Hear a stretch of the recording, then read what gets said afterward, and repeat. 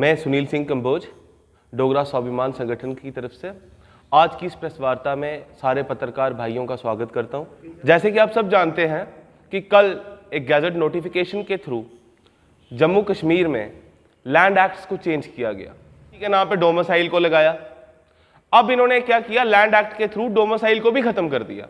अब इसका मतलब यह आता है कि पूरे भारतवर्ष का कोई भी नागरिक जम्मू कश्मीर में आके नॉन एग्रीकल्चरल लैंड परचेज कर सकता है।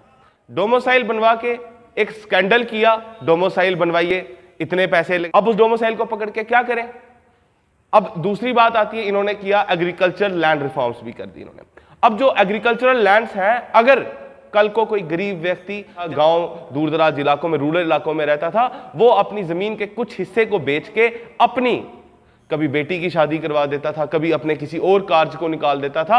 आज इन्होंने वो हक भी इनसे छीन लिया और कहा कि एग्रीकल्चरल लैंड अगर आप बेचते हैं तो वो सरकार हो जाएगी। हर बार इनके जो डॉक्टर साहब हैं, doctor Jitendra Singh, parachute leader, ये हर बार आते हैं। पहले इन्होंने डोमिसाइल एक्ट निकाला, नौकरियां खाने की कोशिश की। जब युवा सड़कों पे उतरे तो उसको तुरंत मॉडिफाई कर दिया गया।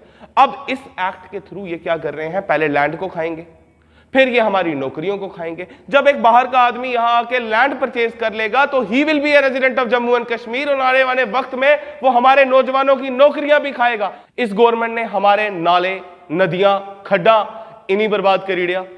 इस गवर्नमेंट सिर्फ धांधली, टोल टैक्स इन्होंने 4-5 लगा दिए।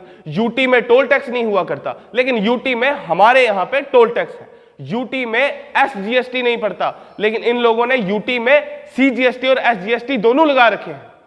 उसके साथ साथ कि 2018 में डोगरा स्वाभिमान संगठन के फाउंडर चेयरमैन माननीय चौधरी लाल सिंह जी ने कहा था कि भाजपा कुछ करे या ना करे, मगर कश्मीरियों को एकजुट और एक सूत्र में बांधने का काम भाजपा की सरकार करेगी, और वही आज हमारे सामने प्रत्यक्ष रूप से हमारे सामने है।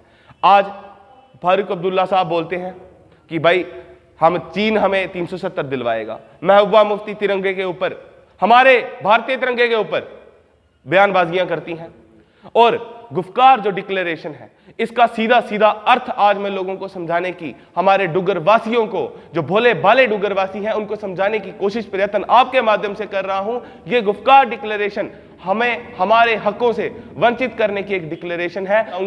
अगर अब जम्मू को एक अलग स्टेट का दर्जा ना मिला गया तो आप ये चीज को प्रत्यक्ष रूप से समझ लीजिए कि जम्मू 70 साल पिछड़े की तरह खत्म होने की तरफ जा। सरकार असे नेस्तो नाबूद करने की कोशिश करग, साढ़े कल्चर की नेस्तो नाबूद करने की कोशिश करग, तो डोगरा स्वाभिमान संगठन उन्हीं एक करण नहीं देग। और इस बार ईंट का जवाब पत्थर से दिया।